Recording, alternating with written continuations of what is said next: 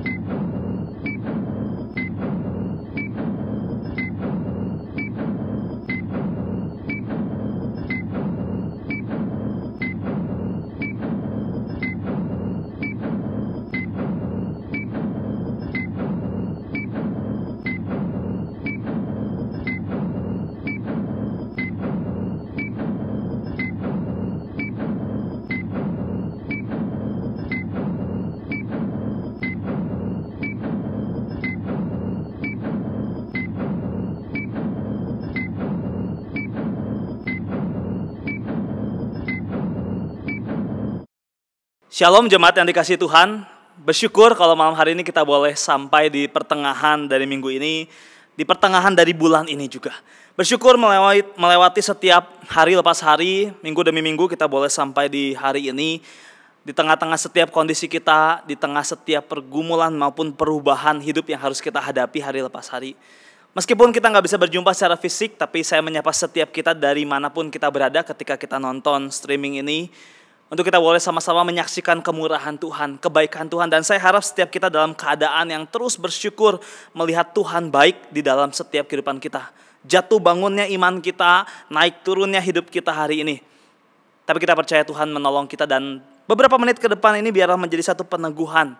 Waktu yang terbaik untuk kita boleh ambil tempat yang terbaik, tempat yang nyaman. Untuk kita boleh menyaksikan kemurahan Tuhan. Jauh dari kebisingan, jauh dari distraksi. Untuk beberapa menit ke depan kita merenungkan kuasa Tuhan dan kebaikan Tuhan. Mari sama-sama kita datang kepada Tuhan lewat doa kita. Kiranya anugerah, kasih setia, dan rahmat daripada Tuhan kita Yesus Kristus menyertai ibadah ini dari awal sampai dengan akhirnya. Amin. Silakan mengambil saat teduh untuk setiap kita boleh datang kepada Tuhan.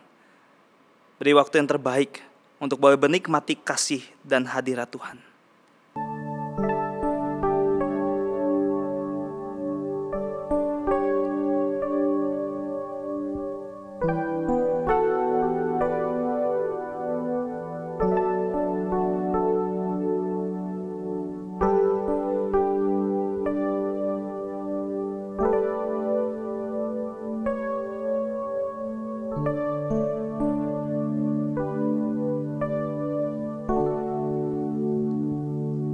Dalam Roma 5 ayat 2 sampai dengan yang kelima menyatakan kepada kita, oleh Dia kita juga beroleh jalan masuk oleh iman kepada kasih karunia ini.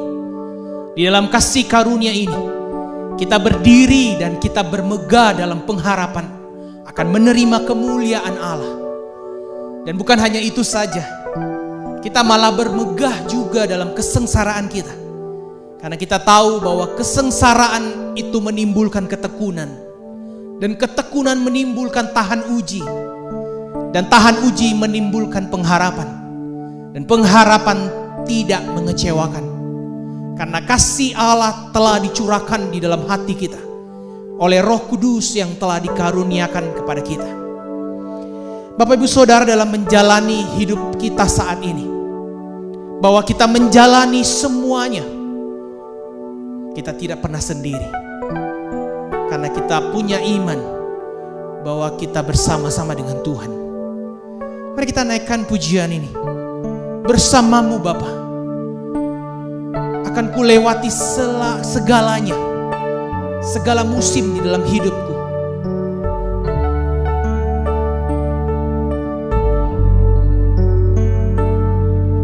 Engkau ada bersamaku di setiap musim hidupku. Tak pernah kau biarkan ku sendiri.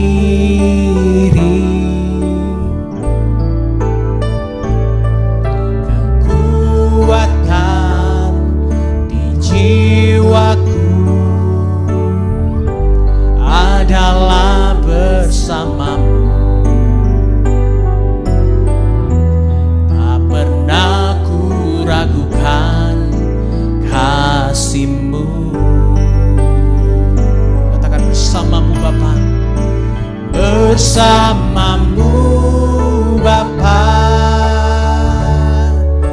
ku lewati semua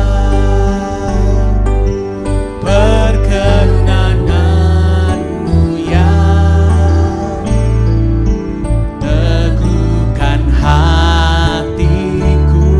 Engkau yang bertindak, Engkau yang bertindak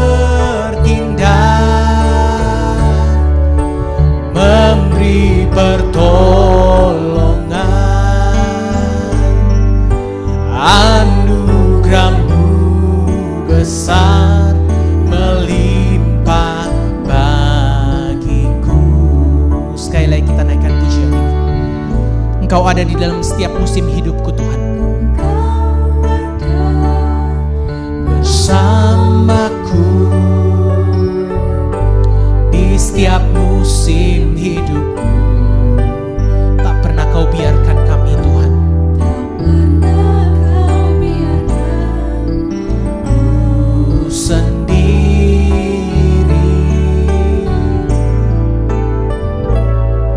kekuatan di jiwaku adalah bersamamu.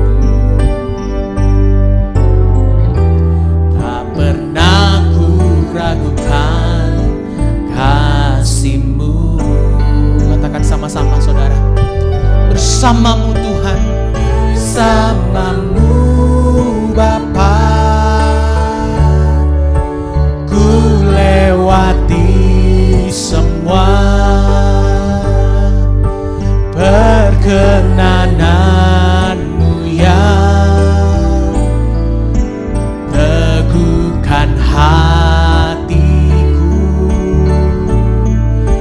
Engkau yang bertindak, memberi pertolongan, anugerah-Mu besar melimpah bagiku. Katakan sekali lagi, bersamamu Tuhan, bersamamu Bapa, ku lewati semua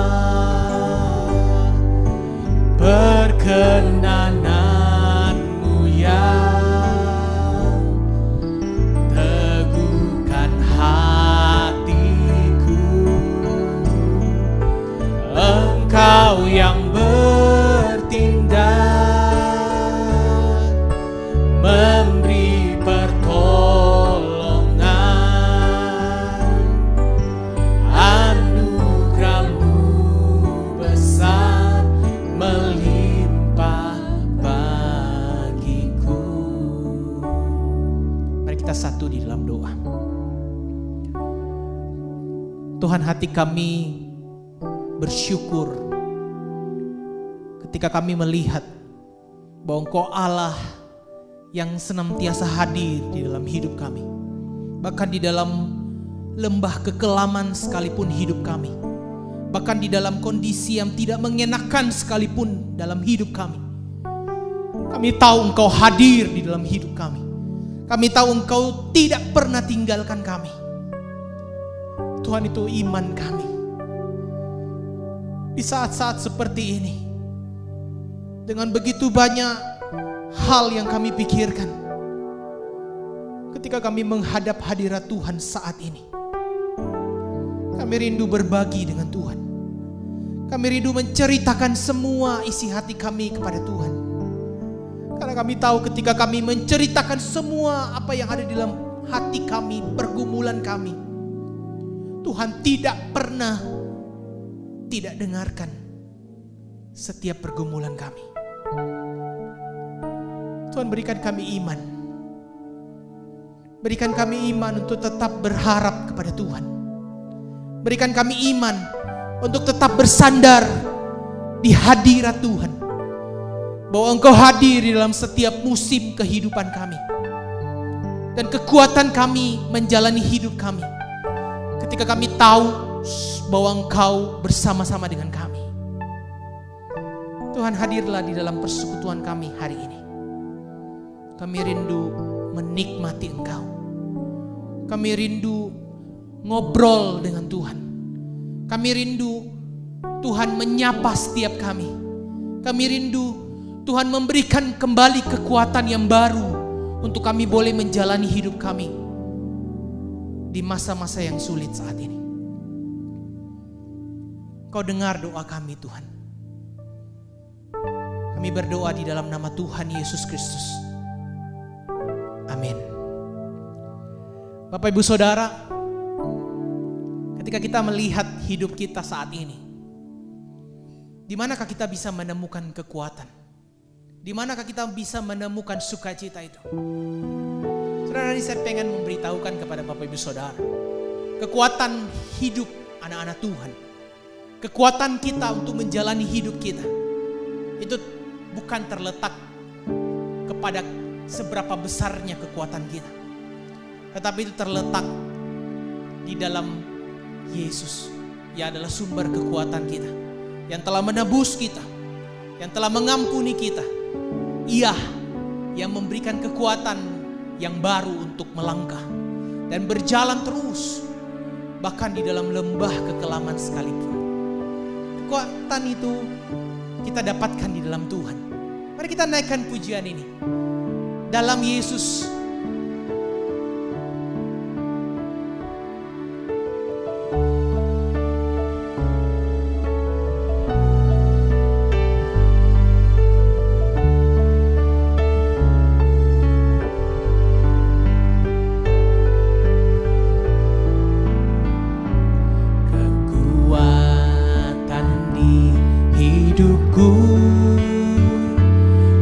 dapat dalam Yesus.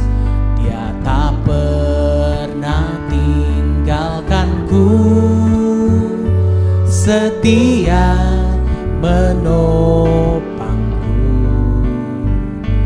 berseru berharap dalam Yesus. Katakan sama-sama, ajaib Kau Tuhan.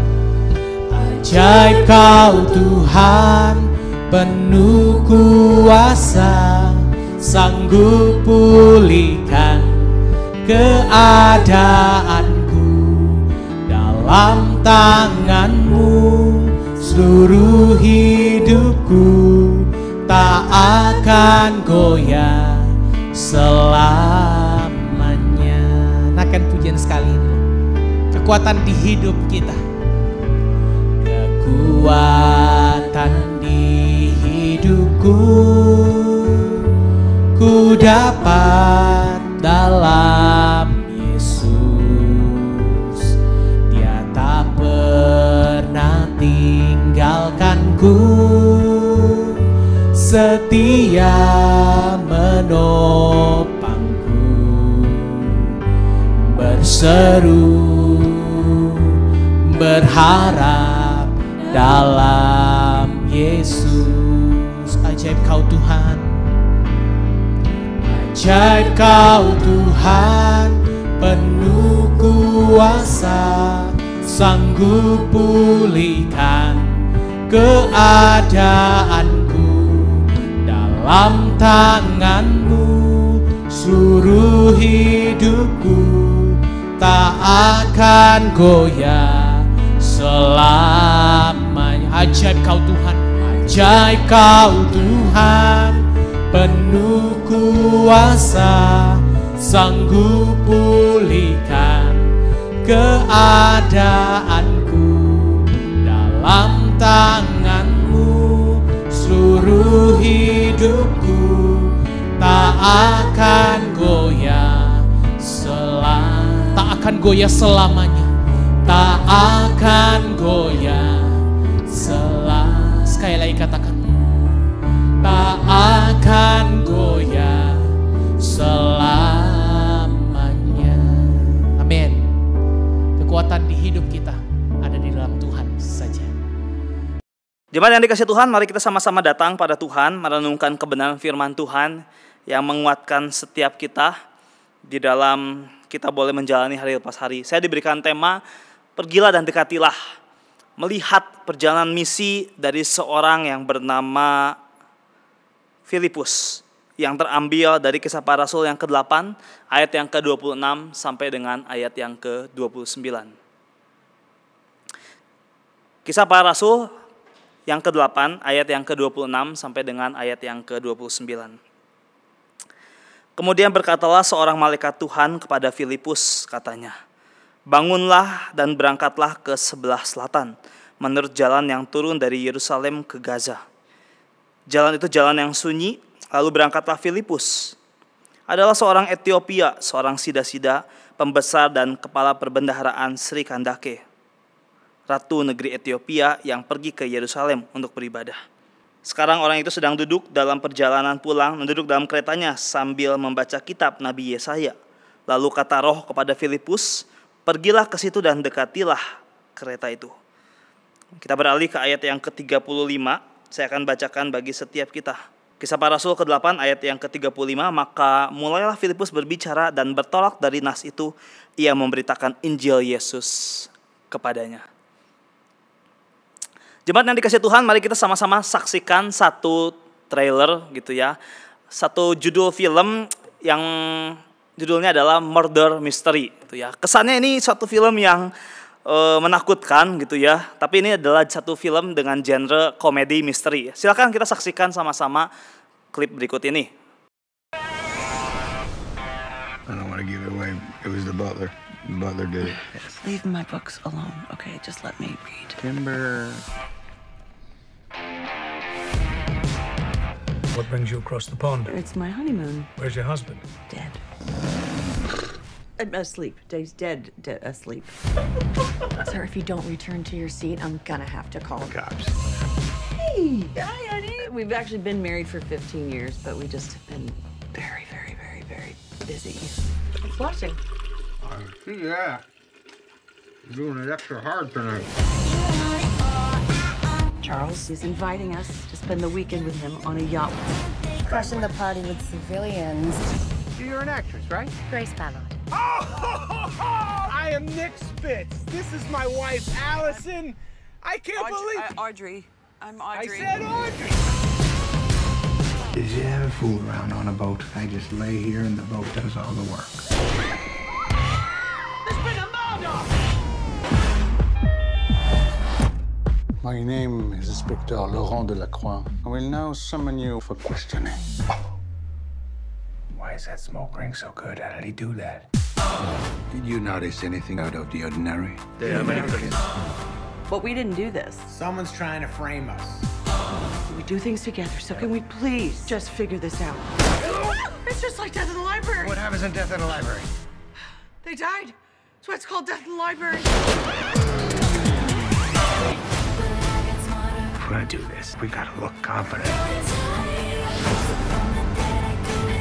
Boom. Go, go, go! Ferrari! Testarossa! Magna Fiance! It's a fantasy! What the? Oh, are you kidding me? sorry, I don't know Go, what to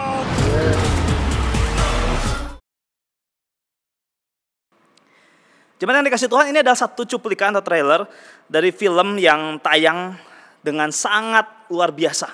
Di mana ada dua bintang Hollywood di dalam film ini, tuh ya, yaitu Adam Sandler yang kita udah sama-sama tahu, sebagian dari kita udah sangat terkenal juga melihat Adam Sandler, dan juga Jennifer Aniston. Dua bintang Hollywood dalam film garapan Netflix original, di mana di tahun 2019 dalam 3 hari pertama penayangannya 30 juta orang lebih menonton film ini. Satu film yang menarik di mana menceritakan seorang suami istri yang udah 15 tahun menikah. Mereka yang sangat kocak melihat banyak perjalanan iman mereka gitu ya, melihat kisah jatuh bangunnya relasi mereka dalam rumah tangga. Ada satu janji dalam 15 tahun yang gak pernah digenapi, khususnya oleh sang suami, yaitu liburan ke Eropa. Mereka berasal dari Amerika, dan setelah janji palsu dilontarkan, berbagai komedi kocak menarik di awal dari film ini, mulailah masuk di mana di adegan mereka akhirnya bisa liburan ke Eropa setelah 15 tahun menikah untuk pertama kalinya menepati janji sang suami. Mereka sudah sangat senang, khususnya sang istri. Di pesawat mereka ya di tengah budget yang terbatas gitu ya, budget minimal, modal diskon, modis. Mereka akhirnya pergilah ke Eropa untuk berlibur beberapa minggu lamanya. Tanpa sengaja di sebuah pesawat yang mereka tumpangi, mereka bertemu dengan seorang bangsawan Inggris. Mula-mula yang berjumpa adalah sang istri terlebih dahulu. Berjumpa dengan seorang bangsawan Inggris bernama Charles Cavendish. Sontak perjumpaan itu mengubah liburan mereka dan mengubah kehidupan mereka sejak saat itu juga. Bagaimana tidak, yang tadinya liburannya biasa-biasa aja, dengan modal yang terbatas, dengan budget yang terbatas, tiba-tiba mereka bisa naik yacht yang harganya miliaran dolar Amerika. Di kapal pesiar yang luar biasa mereka menyaksikan makanan demi makanan, all you can eat, gratis, dan mereka bisa melihat naik mobil mewah dan sebagainya, liburan yang luar biasa menariknya ketika berjumpa dengan seorang bangsawan Inggris yang bernama Charles Cavendish. Dan tanpa disengaja mereka melihat perjalanan liburan itu sangat mengasihkan. Sampai satu malam ketika mereka sedang berbincang berdua, sang suami istri ini, mereka mendapati ada sebuah ledakan dari kamar sebelah, di mana ada kejadian pembunuhan, dan mulailah perubahan kehidupan mereka hari itu. Mereka seperti layaknya detektif yang mencari tahu dan sempat dituduh dan sebagainya. Silakan nonton sendiri filmnya ya. Tapi sampai akhir cerita ini adalah satu cerita yang menarik, di mana perjumpaan pertama dengan Charles Cavendish mengubah alur liburan mereka dan mengubah style mereka, mengubah gaya mereka, bahkan mengubah kehidupan mereka setelah liburan itu. Jemaat yang dikasih Tuhan, seringkali perjumpaan tiba-tiba, perjumpaan yang menarik yang gak disangka-sangka dengan orang yang gak dikenal, atau orang yang sudah lama kita gak tahu, yang sama-sama kita gak pernah nantikan dan gak pernah rindukan, tiba-tiba terjadi, dan itu sangat mungkin mengubah kehidupan kita, kehidupan orang-orang, mindset dan arah kehidupan ke depan. Setidaknya di dalam perjalanan Alkitab, kalau kita membaca dari Kejadian sampai Wahyu, ada banyak sekali kisah-kisah yang menarik. Salah satunya ketika Yesus berjumpa dengan seorang perempuan Samaria. Tapi bagian yang ini jauh lebih menarik dalam konteks hari ini, dalam konteks misi, di mana mempertemukan seorang bernama Filipus dan seorang yang bernama yang tidak diberikan namanya tapi dikasih kategori sida-sida dari Ethiopia. Kisah Para Rasul pasal 8 ini menegaskan divine appointment. Satu perjumpaan yang tidak pernah disangka-sangka baik oleh Filipus maupun seorang sida-sida di Ethiopia ini. Alur ceritanya saya jelaskan singkat, di mana ada penganiayaan di Yerusalem. Konteks bagian ini diberitakan di mana Injil sudah ada di mana-mana, Yerusalem, Yudea, Samaria, bahkan ujung dunia. Tapi ada satu bagian menarik di mana ketika Filipus berangkat dari Samaria sudah memberitakan Injil, dia ingin pindah menuju ke Yerusalem, dan semuanya didirect langsung oleh Tuhan atau malaikat Tuhan di situ. Nanti dikatakan di bagian yang tadi kita baca di awal, seorang malaikat Tuhan datang kepada Filipus dalam mimpi dan pergi ke selatan. Minta Filipus pergi ke selatan dan berjumpa secara spesifik dengan seorang yang bernama, yang tidak diberikan namanya, tapi seorang Ethiopia, sida-sida, ratu negeri Ethiopia ke Yerusalem yang mau ibadah dan mau dalam perjalanan pulang.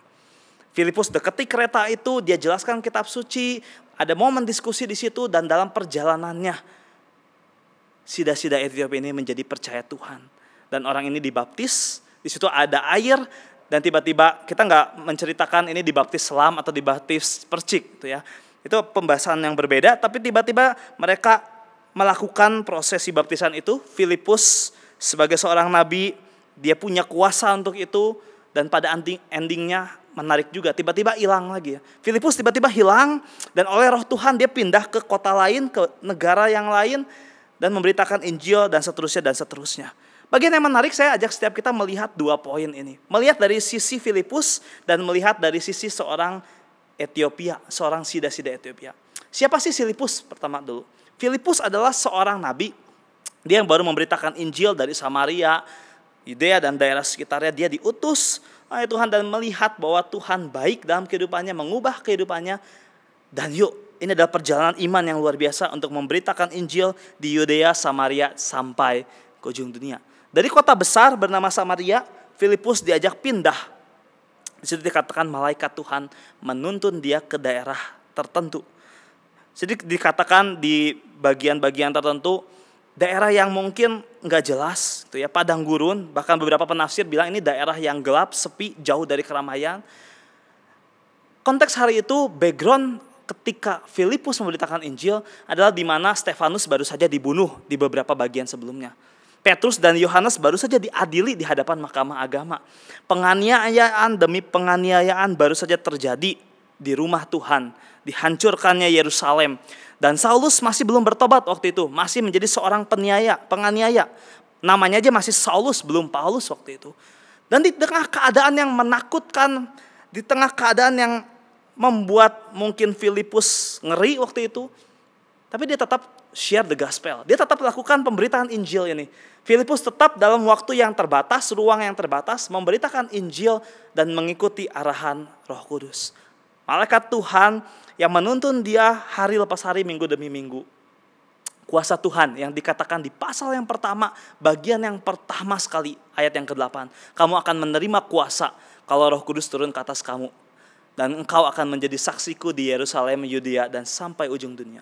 Filipus mengetahui betul pesan ini, panggilan ini. Dan dia menjalankannya. Dari sisi Filipus kita bisa melihat bahwa di dalam kehidupan yang terbatas, perjumpaan yang sementara dengan seorang sida-sida Ethiopia, dia membawa seorang perjumpaan menjadi perjumpaan yang berarti. Bagaimana dengan kita hari ini? Pandemik ini membawa kita memasuki beberapa area yang penting dalam kehidupan kita. Sometimes membuat hidup kita semakin slow down, tapi sometimes juga membuat kehidupan kita semakin sangat rush dengan waktu hari ini.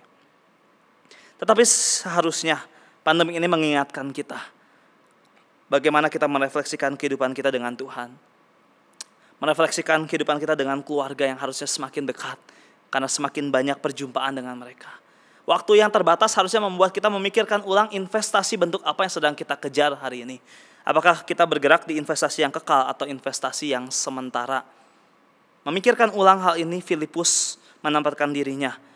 Tahu betul kalau ini adalah investasi yang kekal. Perjumpaan yang sementara menjadi sangat penting. Bahkan dia membaptis orang tersebut. Tanda bahwa dia meneguhkan imannya, bukan hanya menginjili orang tersebut. Filipus sadar dia sebagai alat Tuhan dan dia melakukan yang terbaik yang dia bisa lakukan di tengah waktu yang terbatas. Hanya berjumpa di perjalanan, tapi momen itu menjadi momen yang mengubahkan kehidupan orang tersebut. Tapi dari sisi yang satu lagi, dari sisi seorang sida-sida Ethiopia, kita juga bisa melihat dan mendapatkan pembelajaran yang luar biasa. Siapa sih dia? Hanya sekali muncul di Alkitab, dan dia adalah pengikut agama Yahudi walaupun dia sendiri bukan seorang Yahudi. Dia seorang pejabat istana, dan seorang sida-sida membuat dia harus dikebiri dan untuk menjalankan tugasnya di istana Ratu Ethiopia. Karena keadaan itulah dia merasa sangat enggak layak untuk datang ke bait suci ke Yerusalem, dan berdasarkan perintah Tuhan di Perjanjian Lama, khususnya di Kitab Ulangan pasal ke-23 ayat pertama. Dia begitu enggak layak datang ke rumah Tuhan. Perasaan hina, enggak berharga, lemah, terbatas, enggak layak. Itulah perasaan yang dibawa oleh seorang sida-sida Ethiopia ketika dia datang ke rumah Tuhan. Tapi hal yang menarik di sini ditunjukkan oleh narasi demi narasi. Pertama, dia datang dengan sungguh-sungguh mau beribadah ke rumah Tuhan, ke bait suci. Yang kedua, dia baca Alkitab.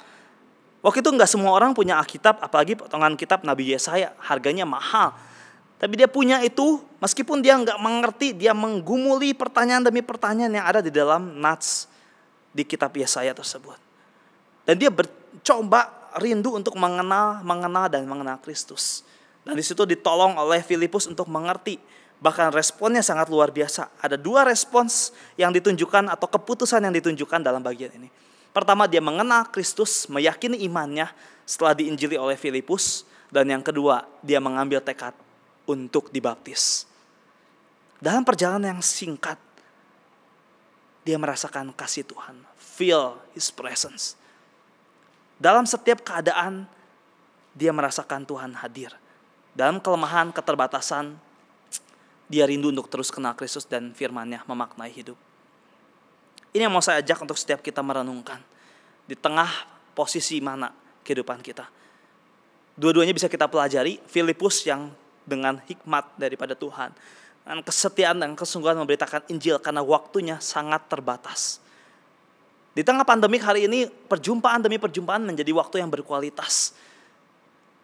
Saya pun sedih ketika setiap kali ada mendengar yang meninggal. Entah itu karena COVID ataupun karena bukan. Atau orang yang sudah lama gak ketemu, tiba-tiba harus berpisah dengan keluarganya dan sebagainya, gak pernah bisa berjumpa lagi. Dan waktu itu hari ini, waktu menjadi sangat penting, krusial. Untuk kita boleh invest sesuatu hal yang berharga, yang kekal.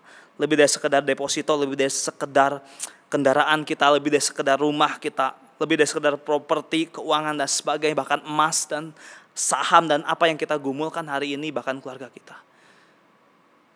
Bagaimana kabar baik ini? Siap atau tidak siap waktunya harus diberitakan. Dan dari sisi yang satu lagi, yaitu sida-sida Ethiopia. Sini digambarkan bahwa dia adalah seorang yang gak layak, yang hina, dan merasa diri gak mampu. Dia datang kepada Tuhan. Keluarga dengan ikatan darah Mereka yang terdekat yang harusnya merasakan kasih Tuhan dalam waktu yang terbatas. Orang-orang yang terbatas dalam kesempatan yang terbatas, untuk mereka harus dipastikan mendapatkan kabar baik itu. Yang kedua adalah orang-orang di sekitar kita, lingkungan, kerabat, mereka yang perlu dikonfirmasi dalam lingkungan pergaulan kita akan kasih Tuhan yang luar biasa ini. Bahkan ada yang ketiga, genre yang ketiga, yaitu orang-orang di luar lingkungan kita sehari-hari. Kita berjumpa entah itu di pasar dan sebagainya, momen-momen sekali doang. Momen-momen yang jarang, tapi kita perlu confirm di mana iman dia perlu dipastikan di hadapan Tuhan bahwa dia percaya Tuhan sebagai juru selamat kita secara pribadi.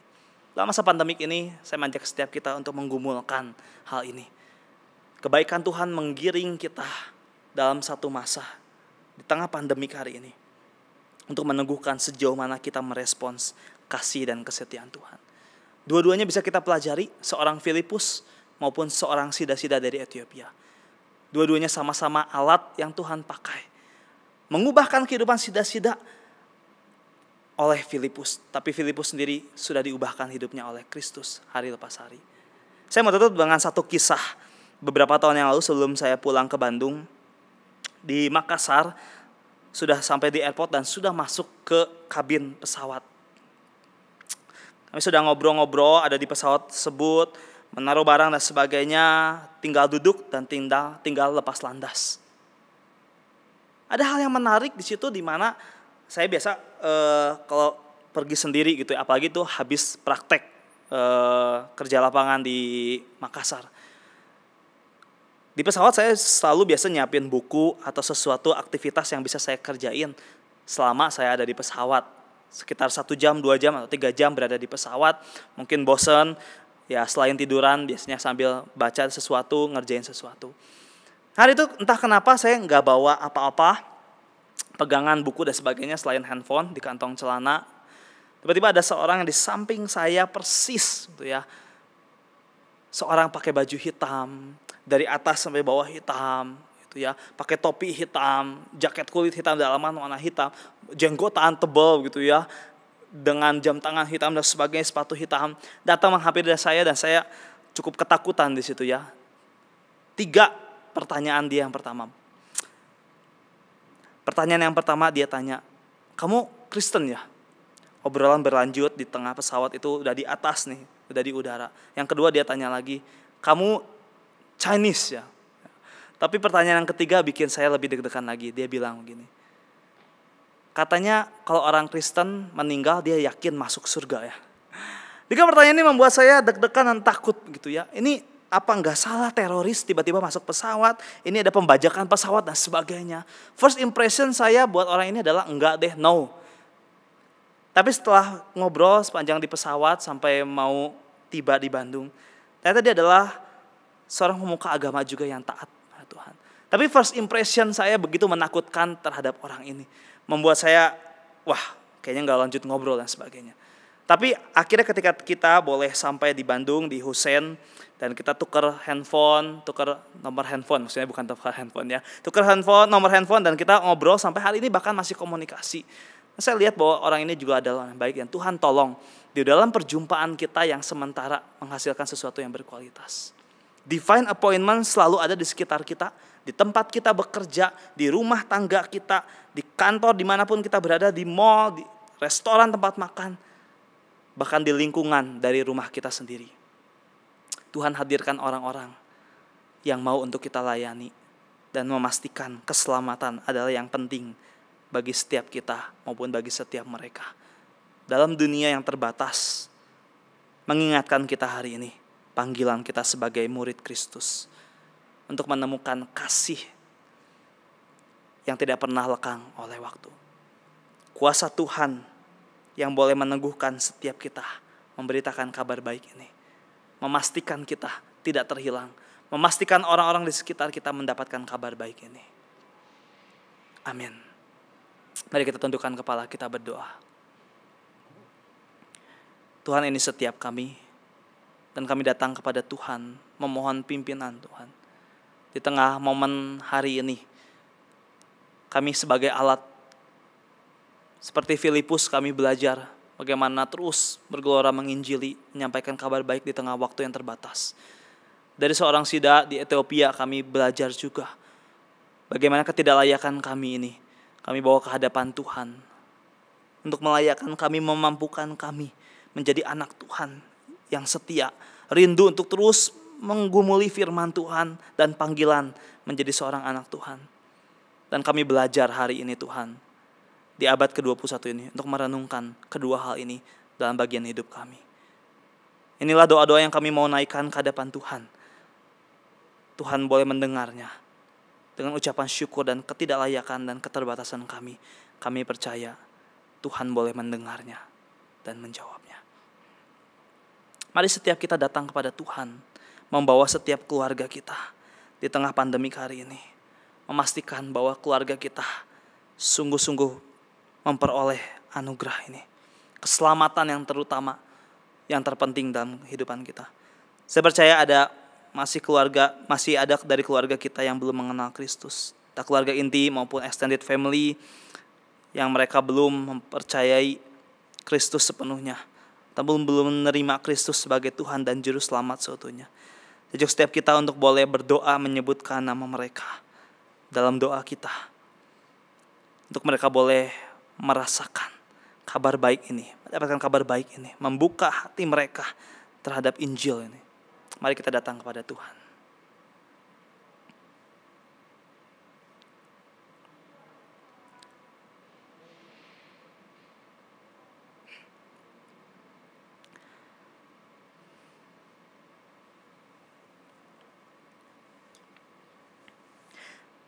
Mari kita juga berdoa bagi gereja kita, Gay Hok Im Tong, di tengah situasi pandemik yang masih berlanjut sampai waktu ke depan ini.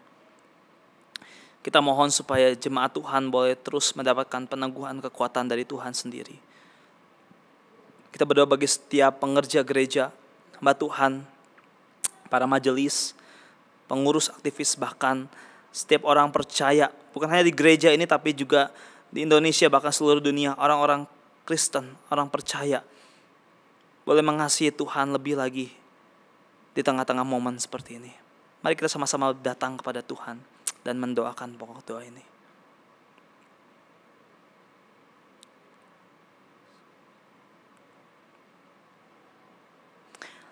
Yang terakhir, mari kita sama-sama berdoa bagi keadaan dunia kita hari ini. Kita boleh mohon pimpinan Tuhan, kuasa bahkan anugerahnya, memampukan setiap negara-negara yang ada di dalam dunia ini boleh menangani setiap kasus yang ada, khususnya berkaitan dengan pandemi COVID-19 ini. Khususnya Indonesia dalam persiapan yang ada untuk penanganan, pemberian vaksin. Mari kita sama-sama, ini boleh menjadi satu kekuatan bagi masyarakat, bisa ditangani dengan baik dan ada pemulihan yang terbaik bagi negeri kita khususnya. Mari kita sama-sama datang kepada Tuhan dalam doa kita.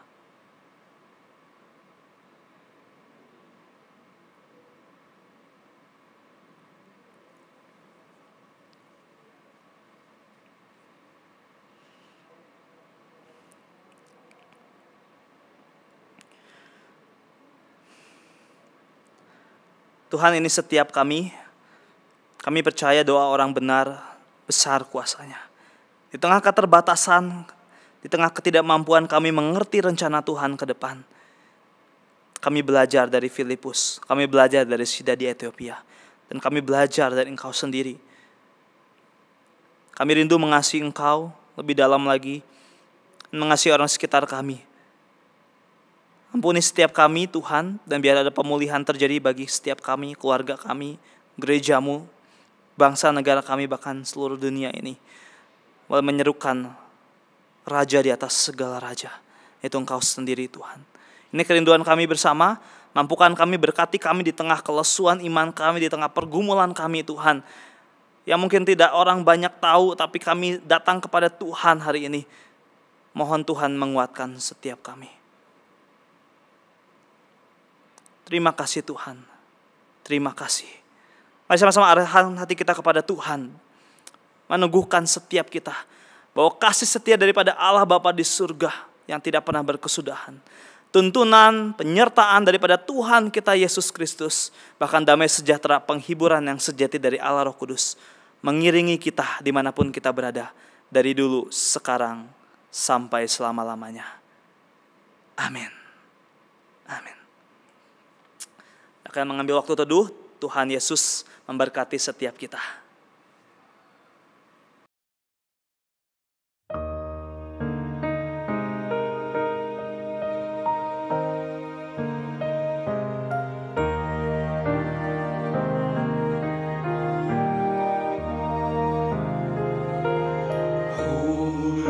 Spirit, living breath of God, breathe new life into my willing soul.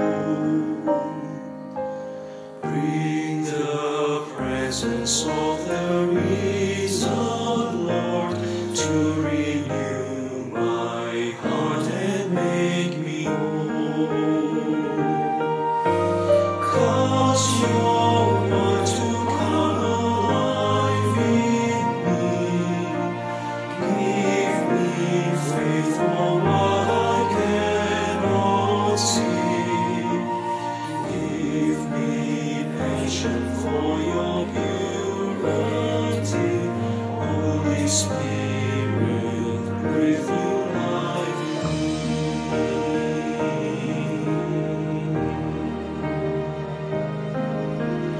Holy Spirit, come abide with Spirit, May your joy be seen in all I do.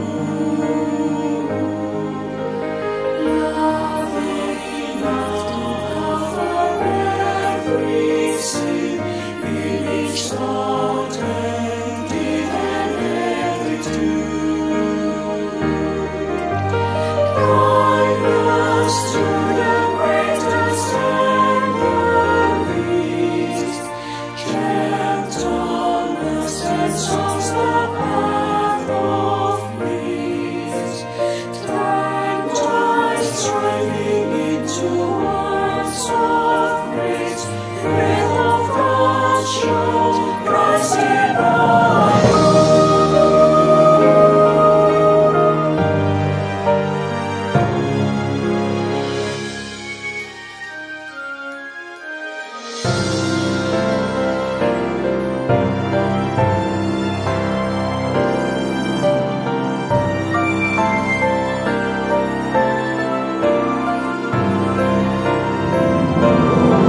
Holy Spirit from creation's birth, giving life to all that God has made.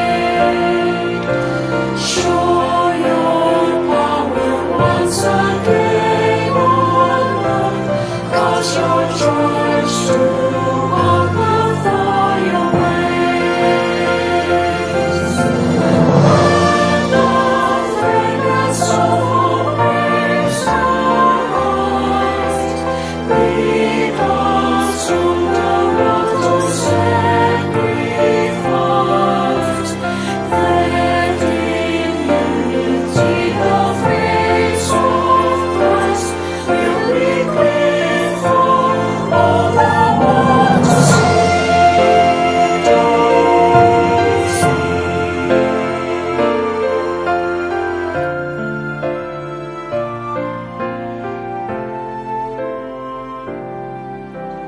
Holy Spirit, living